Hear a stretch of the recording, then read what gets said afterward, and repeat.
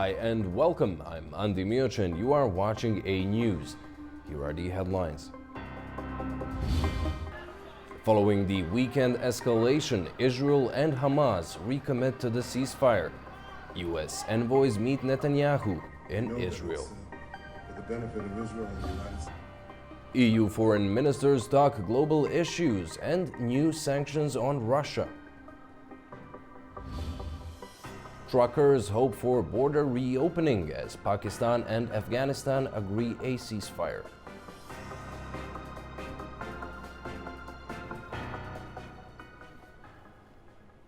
Thank you for tuning in. We begin in the Middle East. U.S. envoys Steve Witkoff and Jared Kushner have met with Israeli Prime Minister Benjamin Netanyahu in Israel in an effort to get the Gaza ceasefire plan back on track following escalations of violence over the weekend.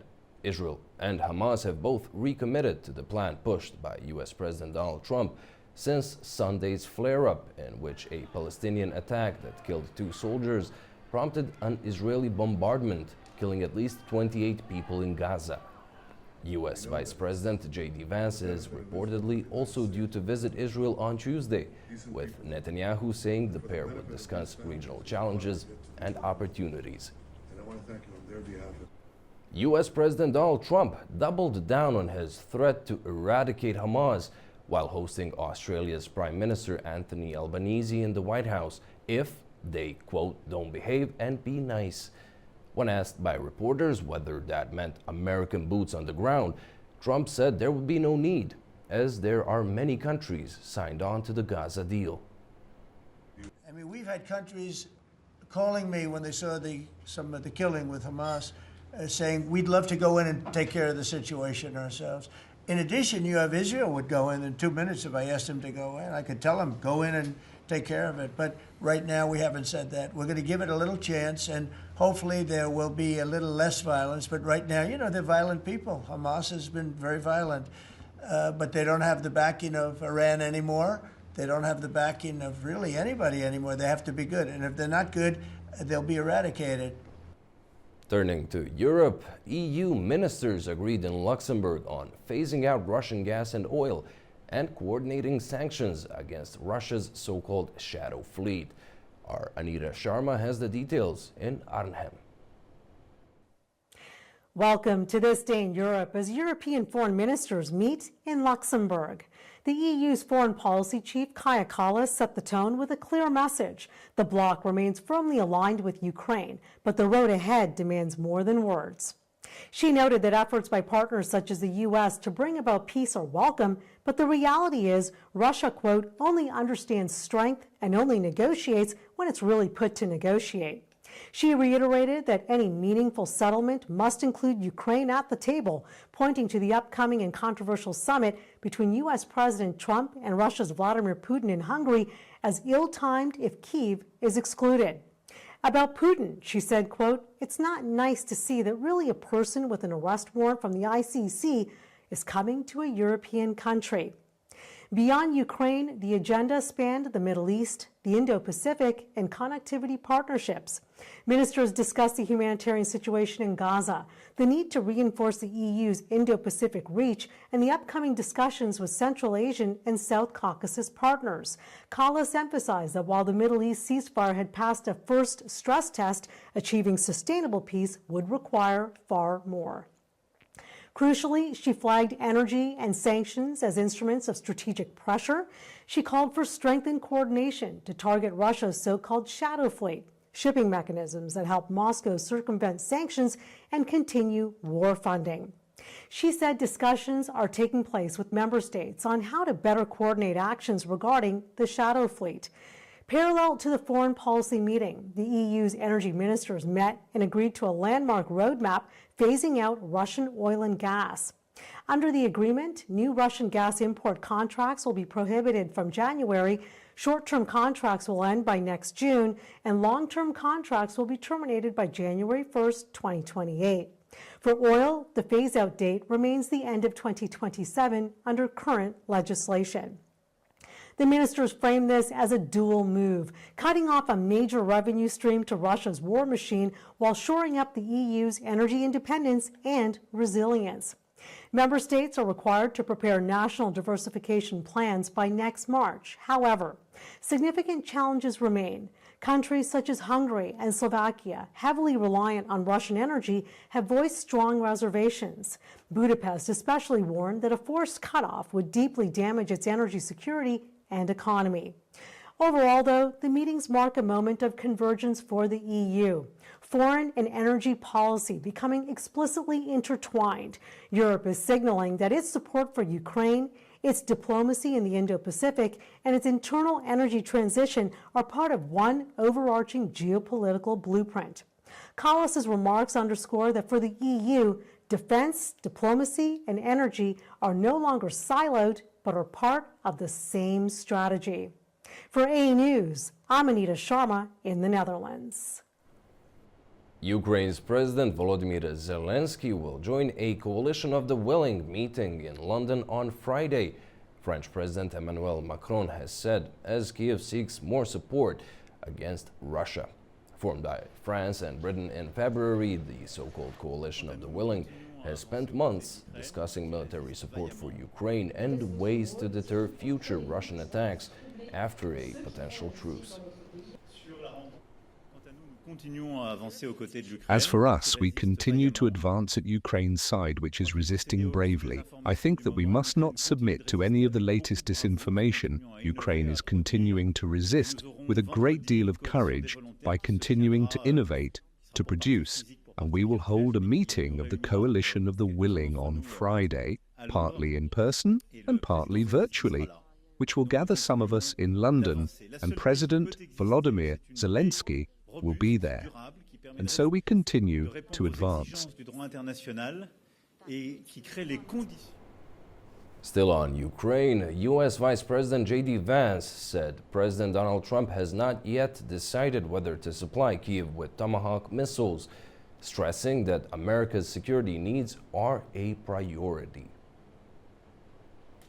Well, I mean, the president right now is certainly hearing that request from the Ukrainians. We know that it's something that they want. That's something the president's going to ultimately decide, but he has not yet made the decision to give Tomahawks to Ukraine.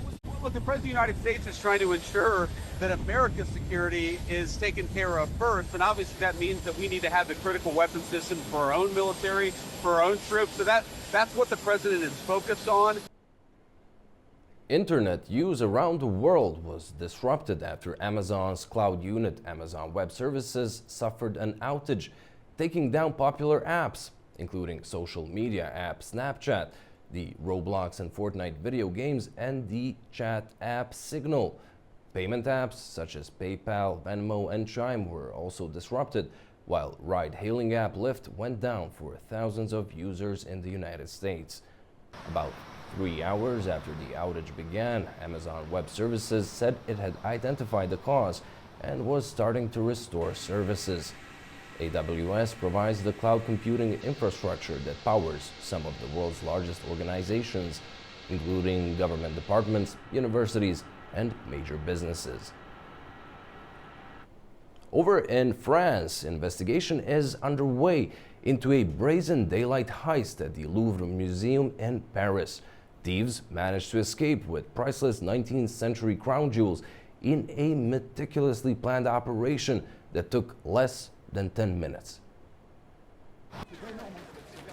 Sunday's audacious heist saw thieves break into Paris's Louvre Museum and steal crown jewels of inestimable value in a lightning-fast professional operation that lasted less than 7 minutes.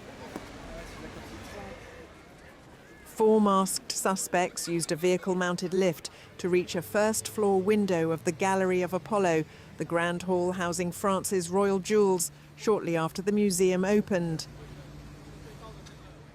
They cut through glass panes with power tools, smashed display cases, and fled on scooters before police arrived. No one was injured.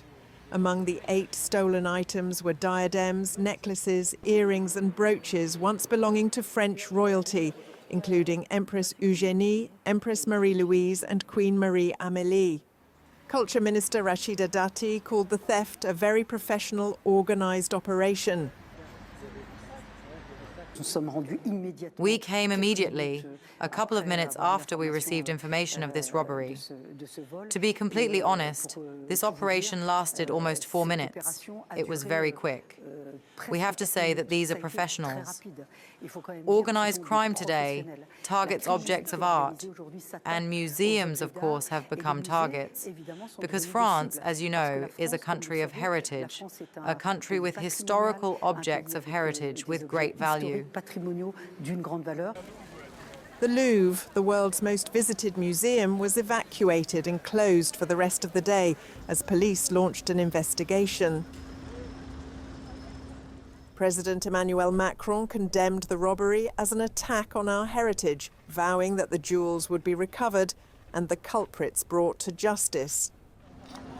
The high-profile heist has renewed scrutiny of the museum's security measures as staff have long warned of overcrowding, insufficient personnel and ageing infrastructure at the centuries-old landmark.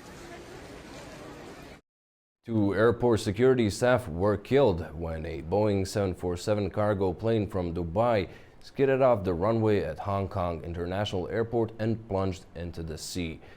Officials said the Air Act 747, operating on behalf of the Emirates, veered off the north runway after landing and struck a security patrol vehicle, pushing it into the water. Both security officers were later confirmed dead, while all 4 crew members on board survived. Investigation into the cause of the accident is ongoing. The crash is Hong Kong's deadliest airport incident in 25 years. In South Korea, preparations have begun for the Asia-Pacific Economic Cooperation Summit in the city of Zhengzhou. Set for October 31st, the meeting is drawing attention not only for its economic agenda, but for the potential face-to-face between U.S. President Donald Trump and China's Xi Jinping. Preparations are in full swing in South Korea for the upcoming Asia-Pacific Economic Cooperation Summit, a 2-day gathering of world leaders set to begin on the 31st of October in the historic city of Gyeongju. The gathering comes amid renewed trade tensions between Washington and Beijing.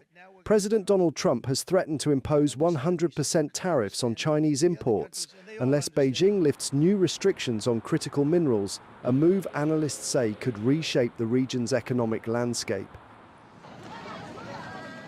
APEC, which brings together 21 economies from across the Pacific Rim, traditionally focuses on trade liberalization, innovation, and sustainable growth.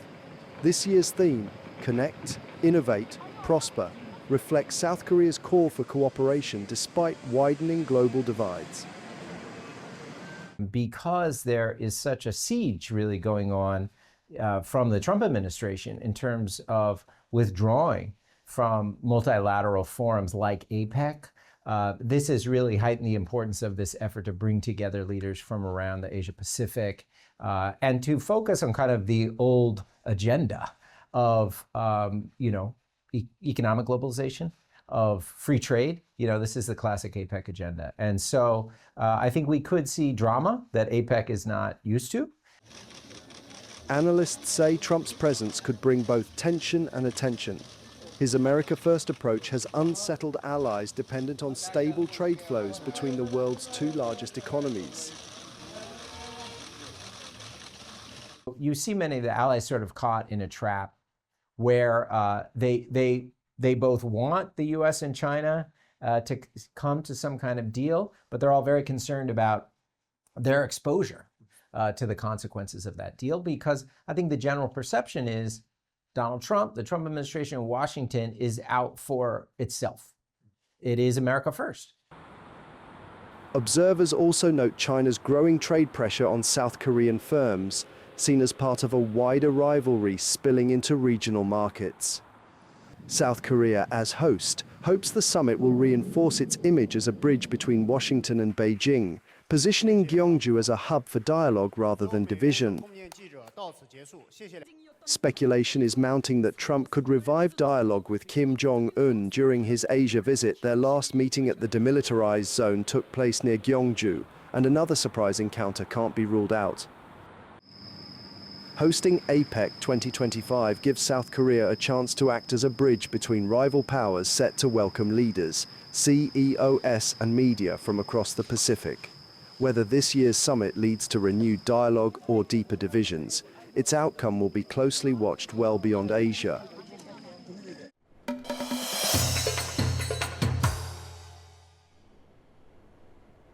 Azerbaijan's President Ilham Aliyev is on a state visit to Kazakhstan.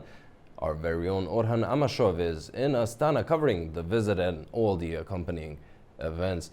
Hi Orhan, could you tell us more about the program of the visit? What have you seen today and what can be expected on Tuesday?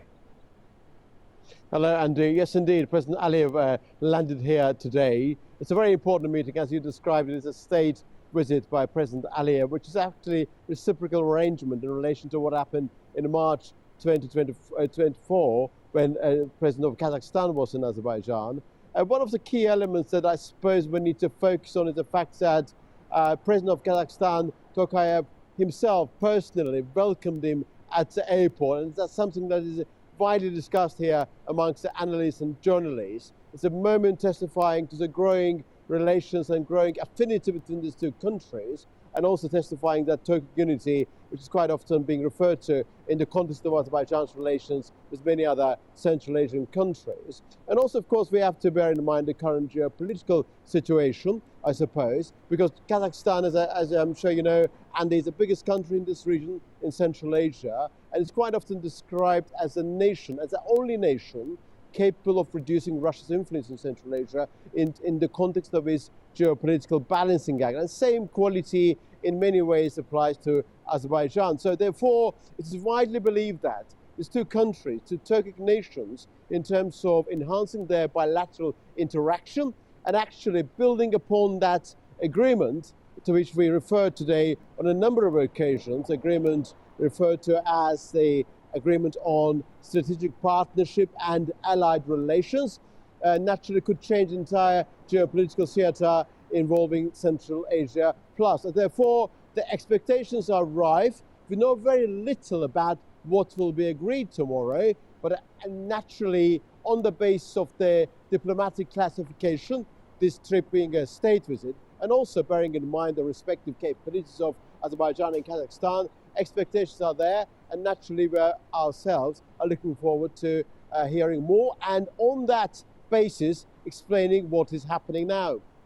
Well, Orhan, you've touched upon the Treaty on Strategic Partnership and Alliance, which was signed some 20 years ago. How much have relations and cooperation between Baku and Astana strengthened to this day?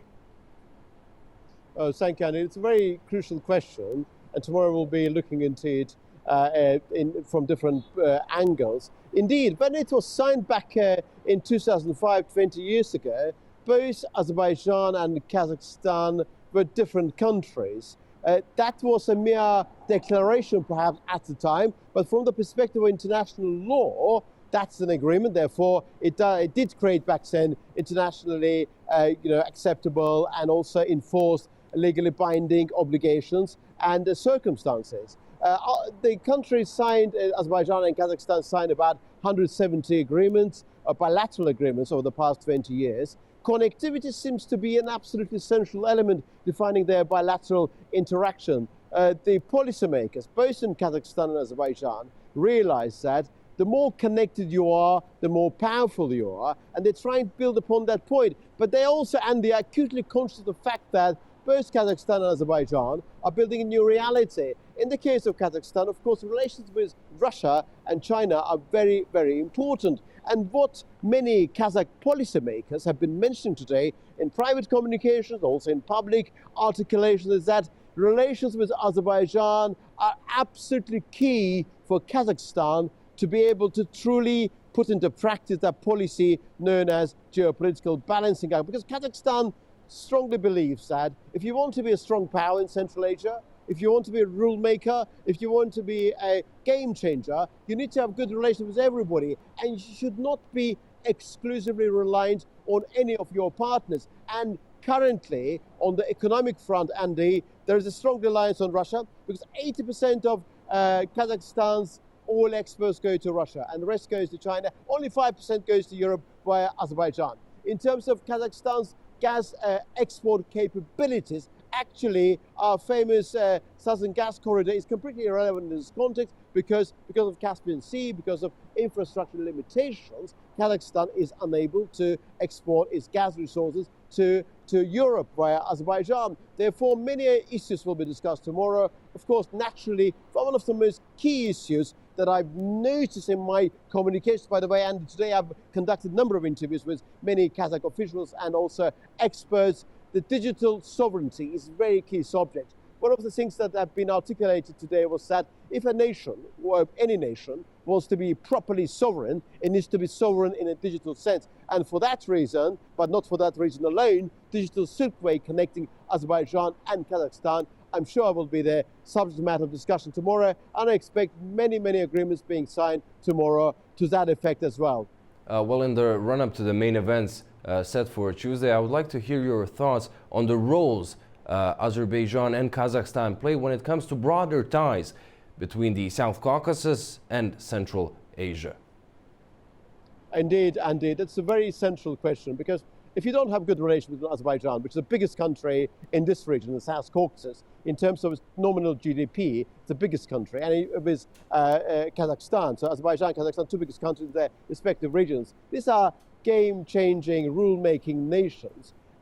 One element that we need to bear in mind, Azerbaijan and Kazakhstan appear to be absolutely hell-bent on ensuring that some of the elements of their bilateral interaction are also transmitted and also transmogrified into a wider framework involving Uzbekistan and Kyrgyzstan, in particular Uzbekistan. So therefore, during tomorrow's discussion, we'll be hearing a lot of comments, particular focus on trilateral format as well, because let's be very clear, Kazakhstan, the biggest country in Central Asia, in terms of its per capita GDP, it's the biggest country, wealthiest country, but also Uzbekistan, largest country in terms of its population, 35 million population, and affinity with Azerbaijan is very strong. Therefore, Andy, what we are observing now in terms of the state visit of President Aliyev to Kazakhstan is actually emergence of the wider trilateral, and I would go as far as to say quadrilateral format involving other countries. It's all about Caucasus Plus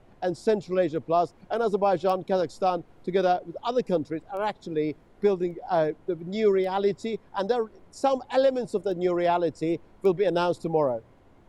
Thank you so much, Orhan, for your detailed report. Thank you, Andy. Thank you.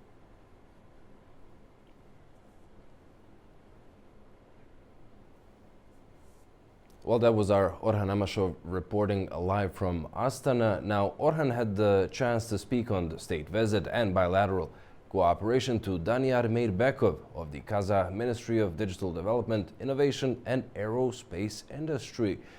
Let's have a listen. I would say we are open to discover additional potential areas for cooperation, and I'm pretty sure that all those areas of cooperation are mutually beneficial, and we have the will to move forward towards that direction, and we're already doing a lot in that. So and I totally understand that your question that it should be something substantial and something tangible. So what I was trying to really ask is, if we look at that wide array of domains in which these two countries are cooperate for tomorrow, for the purpose of President Aliyev's state visit, what is one that key tangible deliverable which could be announced tomorrow? Well, I would say it can be everything together, because it's really hard to separate these, domains. As I mentioned, for example, GovTech, AI, startups, they kind of, it's like the line between them is really blurry. I would say it's a good approach to kind of look at all these questions, all these domains together. that would give us like the cooperation that basically includes broad aspects of cooperation that could bring broader positive results. Kazakhstan and Iran are preparing for a high-level visit aimed at boosting economic cooperation. Iran's President Masoud Pezeshkian is set to visit Kazakhstan before the end of the year. Our Fariza Kalimurzina has more. Iranian President Masoud Pezeshkian is expected to visit Kazakhstan before the end of this year. The announcement came from Iran's Deputy Foreign Minister Said Khatibzadeh in an interview with the Kazinform news agency. According to him, preparations for the visit are underway at a high level and will focus on strengthening bilateral relations and discussing key areas of cooperation. Both sides are actively working on the agenda involving foreign ministries as well as economic agencies. More than 20 bilateral documents are currently being prepared for signing during the visit. The negotiations are expected to cover a wide range of sectors, including trade, transportation and agriculture. One of the priorities will be cooperation in grain exports. Iran has long been one of Kazakhstan's key partners in this area. Experts also highlight transit and logistics as important items on the agenda. The North-South International Transport Corridor passes through Iran and provides Kazakhstan with access to southern ports. This route is considered strategically important for reaching new markets. Official data show that bilateral trade in 2024 amounted to $340 million. And during a visit by a Kazakh delegation to Tehran in February this year, both sides agreed to increase this figure to $3 billion. At the same time, Kazakhstan-Iran Business Forum took place, resulting in 10 commercial agreements signed, totaling nearly $93 million. Meanwhile, experts believe the upcoming visit could mark a significant step in strengthening economic cooperation. The focus is expected to be on expanding trade, improving transit connections, and deepening collaboration in agriculture with support from international transport corridors and growing interest in regional partnerships. Fariza Kalimurzina, Almaty, A-News. Foreign policy chiefs of Iran and Egypt held a phone call on regional developments, including the breaches of the Israel-Hamas ceasefire. The two also spoke on bilateral ties and Tehran's nuclear program. For more on that, we go to the Iranian capital and our Turaj Shiralilu. Iran's foreign minister Araghchi and his Egyptian counterpart Abdel Ati discussed issues of mutual interest, regional developments, including violation of ceasefire between Hamas and Israel, as well as Iran's nuclear program, while Egypt is mediating between Tehran, the IAEA, and Washington. According to the official statements released in Tehran and Cairo, the latest situation in Gaza was reviewed as the Iranian top diplomat voiced his serious concern over the renewed attacks by Israel, resulting in the death and injuring of dozens of Palestinians. Hamas announced in its account on Telegram channel that it has sent a delegation to Cairo led by head of the Gaza office, Khalil al-Hayya, for talks with the Egyptian mediators. The Iranian Foreign Ministry also announced that the Egyptian side was informed during the telephone contact on Tehran's views regarding the nuclear issue.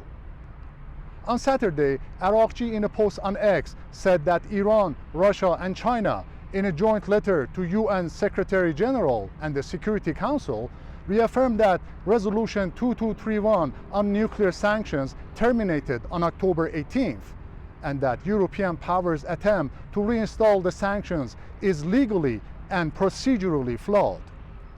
In the meantime, the Egyptian Foreign Ministry said that Abdel Ati held phone talks with U.S. Special Envoy for Middle East Steve Witkoff and IAEA Director General Rafael Grossi. it said the discussions focused on efforts to support security, stability, and de-escalation in the region following the signing of the Cairo Agreement between Iran and the UN nuclear watchdog on September 9th. According to the Egyptian statement, it was agreed to continue contacts in order to consider the proposals and to achieve the expected progress in Iran's nuclear program talks. Turaj Shiralilu, Tehran, A News. Germany has recalled its ambassador to Georgia for consultations following what Berlin called increasing agitation by the Georgian leadership against the EU, Germany, and the German ambassador personally. For the details, we go to Tbilisi and our Nini Nikolaishvili. In a sharp diplomatic turn, Germany has recalled its ambassador to Georgia, Peter Fischer, for consultations, a move that underscores the growing rift between Berlin and Tbilisi. The German Foreign Ministry says the decision follows months of open criticism from Georgian leaders who accused the ambassador of interfering in internal affairs and siding with opposition groups. Berlin, meanwhile, points to rising anti-European rhetoric from the Georgian government as a cause for concern. The recall comes just before an EU Foreign Affairs Council meeting where Georgia's relations with the bloc are expected to feature prominently. In Tbilisi, the ruling Georgian Dream Party insists that the move could serve as a reset. Parliament Speaker Shalva Papashvili said relations had reached a low point and called for ambassadors to act as bridges, not walls, between governments. Diplomatic observers, however, see this episode as part of a wider pattern of cooling ties between Georgia and its Western partners. Fischer, known for his outspoken defense of democratic values, often clashed with officials over media freedom and civil society. The recall reflects not only a personal dispute, but a broader struggle over Georgia's foreign policy direction, between its long-stated European aspirations and an increasingly confrontational stance toward the European Union. Nini Nikolaishvili, Tbilisi, A News. Armenia's anti-corruption committee has arrested Gyumri mayor Vardan Gukasyan and several other city officials on corruption-related charges. The arrests follow an investigation into alleged bribery and document falsification. According to the committee, 8 people, including Gukasyan, were detained. Authorities say the officials allegedly conspired to demand a bribe of about $10,000 from a local resident in exchange for falsifying documents and preventing the demolition of an illegally constructed building. The committee also says that officials used blackmail against political opponents at the local city council to keep their illegal operations running. There's a new momentum toward peace between Pakistan and Afghanistan. The two countries have signed a bilateral agreement in Doha, pledging to end hostilities and work toward a stable neighborly relationship.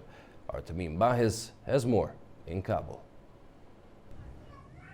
According to the Afghan spokesperson Zabiullah Mujahid, the Doha talks concluded with both sides agreeing not to support any groups conducting attacks across the borders, a move seen as a crucial step after months of rising tensions.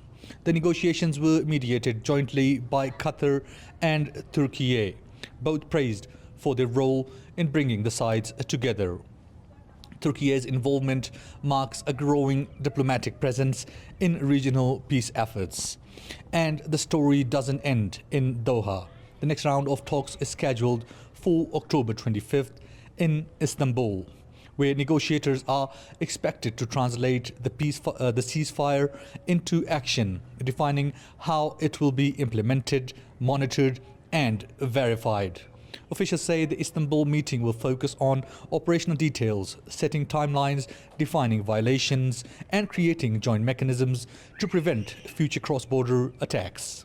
Turkey will host and co-mediate the follow-up discussions alongside Qatar. Ankara has long maintained strong ties with both Islamabad and Kabul and is now stepping forward as a neutral bridge between the two. The Turkish Foreign Ministry has pledged to support efforts for lasting peace and stability between the two brotherly nations. Turkish intelligence chief Ibrahim Kalin was also involved in the Doha meeting, underlying that Ankara's mediation isn't just diplomatic, but part of a broader regional security effort. Holding the next phase in Istanbul signals that this is more than a one-time ceasefire. It's the beginning of a long-term negotiation track, one that could reshape security and cooperation along the Afghanistan-Pakistan border, with Turkey and Qatar steering the dialogue forward. Tamim Bahis in Kabul, A News. The news of a ceasefire agreement in Doha brought hope to truckers who have been stranded at the Pakistan-Afghanistan border for days, waiting for it to reopen with much of their perishable cargo spoiled. At Torkham, on the border between Pakistan and Afghanistan, truckers stranded and say they hope the crossings reopen soon following Afghanistan's agreement to an immediate ceasefire after peace talks in Doha. Drivers report that they are running out of money and perishable goods such as vegetables and fruit are spoiling. Many are struggling to find food while waiting at the border. It is troublesome here. There is no food available here. There is no toilet here. Nothing as we remain stranded here. Our vehicle is out of order and the goods are rotting.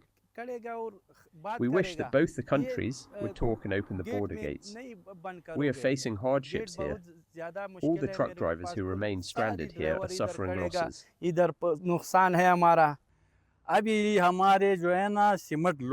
My truck is loaded with cement. It's my third day here since there is no meal, no tea, and no proper place for prayers. Everything is difficult here. They all face hardships, whether they are drivers, cleaners, or the owners of vehicles. Where are they going to eat from? They earn through these vehicles and the roads are closed. Since 12 October, Pakistan has closed several border crossings along the 2,600-kilometer frontier with Afghanistan, following rising tensions. Ground fighting between the former allies, alongside Pakistani airstrikes across the contested frontier, was triggered after Islamabad demanded that Kabul rein in militants who had stepped up attacks in Pakistan. Islamabad says these militants operate from havens in Afghanistan. The Taliban deny providing sanctuary to militants targeting Pakistan and accuse the Pakistani military of spreading misinformation. Islamabad rejects these accusations. Well, that's all we have for you for now. Thank you so much for watching and stay tuned to A News.